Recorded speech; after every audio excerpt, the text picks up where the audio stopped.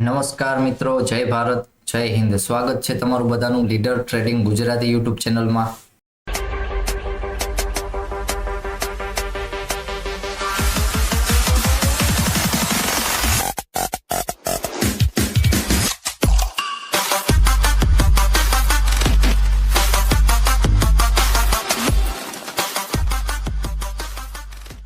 તો ચલો મિત્રો, આજે હતી 19 ડિસેમ્બર અને નિફ્ટીનો વીકલી એક્સપાયરી દિવસ હતો. તો આજના દિવસે જોવા જઈએ તો એક ન્યૂઝ આવવાના હતા, તો એ કાલે રાતે આવી ગયા અને એના હિસાબે નિફ્ટી છે એ સારું એવું 300 પોઈન્ટ પ્લસનું છે એક ગેપ ડાઉન જોવા મળ્યું હતું આપણને. અને આપણે પાછળના ટુમોરોના વિડીયોમાં ચર્ચા પણ કરેલી હતી કે જો માર્કેટ છે સારું એવું ગેપ ડાઉન ઓપન થઈ જાય છે તો આપણે પી સાઈડનો ટ્રેડ નહીં પ્લાન કરીએ, આપણે ઓપન થાય છે એની સાથે સવારમાં સી સાઈડના ટ્રેડ પ્લાન કરીશું, કારણ કે એમાં ક્યાંક પ્રોફિટ થવાના ચાન્સ થોડાક વધારે હશે. જો માર્કેટમાં ન્યૂઝ હશે અને ખરાબ ન્યૂઝ હોય ને માર્કેટ એટલું ખરાબ ઓપન પણ થઈ ગયું હોય તો વધારે પડવાના ચાન્સ થોડાક ઓછા છે. તો જે લોકોએ વિડીયો જોયો હશે એમને ખ્યાલ હશે કે આજના દિવસે માર્કેટ ગેપ ડાઉન ઓપન થયું પછી કોઈ પુટ સાઈડની એવી મોટી મુવમેન્ટ નથી જોવા મળી. જે માર્કેટ ચાલતું હતું થોડી ઘણી વાર વોલેટાઇલ પણ હતું માર્કેટ, એમાં ક્યાં થોડી ઘણી મુવમેન્ટ જોવા મળી એ જ ક્યાંક. અને પછી જોવા જઈએ તો માર્કેટ સારું એવું સાઇડવેઝમાં ક્લોઝિંગ આવી ગયું છે. જે ફ્રી ટેલિગ્રામનું ગ્રુપ છે એમાં પણ મેં રેન્જ શેર કરેલી હતી કે ઉપર 24,020 વાળું લેવલ છે એના ઉપર જશે તો ક્યાંક મુવમેન્ટ માટે જોઈ શકાય છે અને નીચે માટે 880 ના લેવલ નીચે તો માર્કેટનું ક્લોઝિંગ જોઈએ તો એની રેન્જમાં જ ક્લોઝિંગ થઈ ગયું છે. અને જે લોકોએ કામ કર્યું હશે રેન્જમાં એને ખ્યાલ હશે કે નાના નાના સ્ટોપ લોસ જોવા મળ્યા હશે અથવા તો હીરો જીરોમાં પ્લાનિંગ કંઈ કર્યું હશે તો છે એ ઓલમોસ્ટ ક્યાંક ઝીરો થઈ ગયો હશે. કારણ કે સવારમાં જ ઓપ્શન ચેઇનનો ડેટા એટલો બધો ખતરનાક હતો કે માર્કેટને છે એકે બાજુ સાઈડ મુવમેન્ટ ન આપવા દે. જો મુવમેન્ટ આપી હોત તો 10 વાગ્યા પહેલા ક્યાંક છે સારું એવું બ્રેકઆઉટ અને બ્રેકડાઉન જોવા મળી ગયું હોત, પણ માર્કેટ છે અહીંયા ક્યાંક ક્લોઝિંગ થઈ ગયું છે.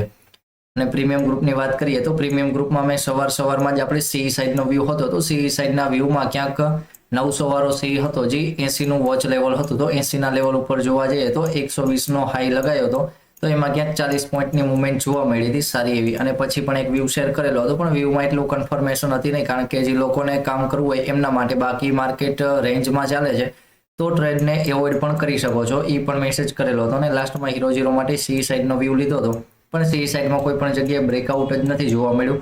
તો બ્રેકઆઉટ નથી જોવા મળ્યું તે પહેલા જ ક્યાંક સી છે એ ઝીરો થઈ ગયો છે. તો ચલો, વધારે તો કોઈ ટ્રેડ હતા નહીં. જે સવારમાં 40 પોઈન્ટ લીધા એ જ, અને પછી માર્કેટ ક્યાંક સાઇડવેઝ હતું. તો જે લોકોએ સાઇડવેઝ માર્કેટમાં કામ કર્યું હશે એમને થોડું ઘણું ખ્યાલ પણ આવી હશે કે માર્કેટ છે સારું એવું સાઇડવેઝ રહી ગયું છે. એમને પોઝિશનો એમની દેખાડતું હશે કે માર્કેટ કેટલું સાઇડવેઝ હતું.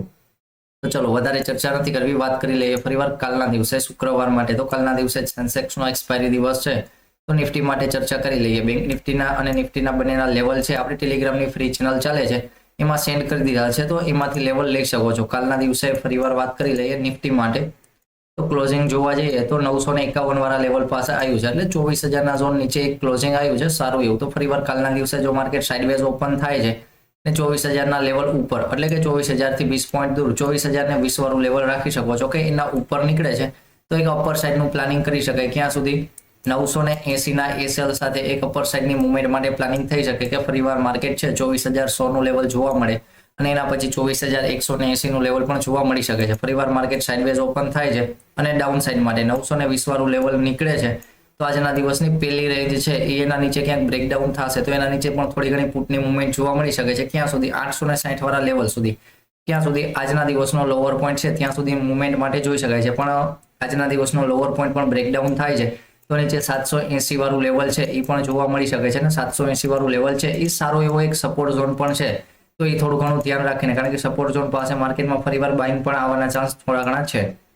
ફરીવાર માર્કેટ ક્યાંય સાઇડવેઝ ઓપન નથી થતું, ઓપન થઈ જાય છે ગેપ ડાઉન, કારણ કે જે પ્રમાણે માર્કેટ એક ડાઉન ટ્રેન્ડમાં ચાલે છે. તો જોઈએ જો ગેપ ડાઉન ઓપન થાય છે અને કે વધારે ગેપ ડાઉન નથી હોતું, 860 વાળા લેવલ પાસે ઓપન થાય છે, 960 પાસે ક્લોઝિંગ આવ્યું છે, 100 પોઈન્ટનો ગેપ ડાઉન હોય છે તો આપણે થોડોક વેઇટ કરી લેવાનો છે, ઉતાવળ નથી કરવાની ટ્રેડ કરવામાં. કારણ કે આજના દિવસનો લોઅર પોઈન્ટ છે એને માર્કેટ એકવાર બ્રેકડાઉન કરી અને થોડું ઘણું બાઇંગ જોવા મળે પણ 920 વાળું લેવલ બ્રેકઆઉટ નથી થતું અને તે પહેલા જ પાછું સેલિંગ આવીને 860 વાળા લેવલ નીચે નીકળે છે તો એક ડાઉન સાઈડનું સ્કેલ્પિંગ કરી શકાય કે 780 ના લેવલ સુધી ક્યાંક મુવમેન્ટ આવી શકે છે સારી એવી. પણ માર્કેટમાં જો વધારે ગેપ ડાઉન જોવા મળે છે ડાયરેક્ટ 780 ના લેવલ પાસે કે 150 પોઈન્ટ પ્લસનું ગેપ ડાઉન, તો પણ આપણે જોઈ લેવાનું છે કે વધારે ગેપ ડાઉન આવશે તો પણ આપણે એક બાઇંગ સાઈડના ટ્રેડ માટે જશું. કારણ કે ડાઉન સાઈડની મુવમેન્ટ જો ગેપ ડાઉન થકી આવતી હોય તો એ હાથમાં નહીં આવે. અને ઇન્ટ્રાડેમાં આપણે કામ કરવા માટે બંને બાજુની મુવમેન્ટ માટે કામ કરવું પડશે. જો 780 વાળા લેવલ પાસે ઓપન થાય છે, પહેલી કેન્ડલ રેડ આવી અને પાછું 780 વાળા લેવલ ઉપર અહીંયા ક્યાંય હોલ્ડ કરે છે અને પાછું 820 વાળા લેવલ ઉપર નીકળે છે, તો જે જૂની રણનીતિ છે એ આપણે કામ કરવાની છે. કોઈ પણ સ્ટ્રાઇક પ્રાઇસ પાસે હોય છે, માનો કે 800 ના લેવલ પાસે છે તો 20 પોઈન્ટ નીચે અને 20 પોઈન્ટ ઉપર મૂકીને કામ કરવાનું છે. 820 ના લેવલ ઉપર નીકળે તો અપર સાઇડ માટે જોઈ શકાય, અને 780 વાળા લેવલ નીચે હોય તો એના નીચે ડાઉન સાઇડની મુવમેન્ટ પણ સારી એવી જોવા મળી શકે છે. ફરીવાર માર્કેટ ઇચ ઝોન પાસે ઓપન થાય છે ને પહેલી કેન્ડલ રેડ આપીને એના નીચે નીકળી જાય છે, તો જે રેડ કેન્ડલ આવી છે એનો એસએલ રાખીને એક ડાઉન સાઇડનું મુવમેન્ટ માટે પણ જોઈ શકાય છે. ફરીવાર માર્કેટ કોઈ ગેપ ડાઉન ઓપન નથી થતું, ઓપન થાય છે કે ગેપ અપ. ગેપ અપ એટલે કે 40-50 પોઈન્ટનું ગેપ અપ હશે તો પણ માર્કેટ 24,000 વાળા લેવલ ઉપર ઓપન થઈ જશે. 24,000 વાળા લેવલથી થોડુંક દૂર જાય તો કામ કરવાનું રાખીશું. 24,000 ના લેવલની નજીક હશે તો થોડુંક ફેક થવાના અને વોલેટાઇલ માર્કેટ હશે તો એમાં એસએલ આવવાના પણ ચાન્સ વધારે છે, તો થોડુંક એનાથી દૂર જાય ને ત્યારે પ્લાનિંગ કરવું થોડુંક વધારે સારું છે. ફરીવાર માર્કેટ ગેપ અપ ઓપન થઈ જાય છે અને કે 24,050 વાળા લેવલ પાસે પહેલી કેન્ડલ રેડ આવી જાય છે, પણ 24,000 વાળા લેવલ નીચે નથી જઈ શકતી.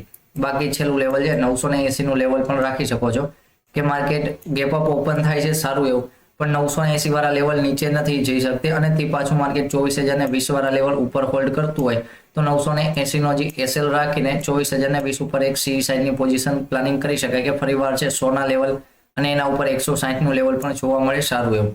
પણ માર્કેટમાં સારું એવું ગેપ અપ આવી જાય છે 24,100 વાળા લેવલ પાસે, તો કોઈ પણ જગ્યાએ રેન્જમાં ઓપન થાય છે તો એ જ આપણી રણનીતિ રહેશે કે 20 પોઈન્ટ ઉપર અને 20 પોઈન્ટ નીચે છે ભૂલી જવાના છે કે 100 ના લેવલ પાસે ઓપન થાય છે, તો એવી રીતના ક્યાંક પ્લાનિંગ થઈ શકે છે. બાકી આપણે લાઈવ ચાલુ જ હશે કાલના દિવસે, તો વધારે ચર્ચા છે એ આપણે લાઈવમાં કરી લેશું. તો ચલો મિત્રો, જય ભારત, જય હિન્દ. મળીએ ફરીવાર કાલના દિવસે લાઈવ વિડીયોમાં.